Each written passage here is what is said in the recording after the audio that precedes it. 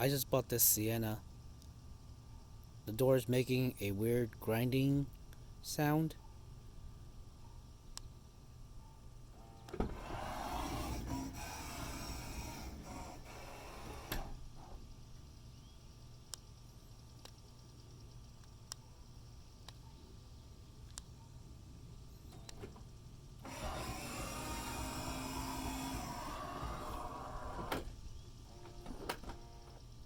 However, if I disable the electronic motor and open it manually, there is no sound.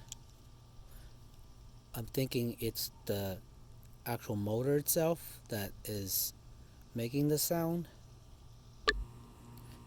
Comparing it to the right side,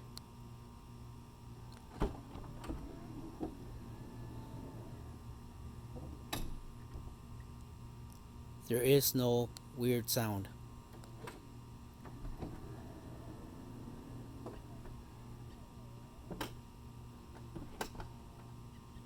Anybody know what this is? Please let me know so I can make the appropriate fix. Thanks.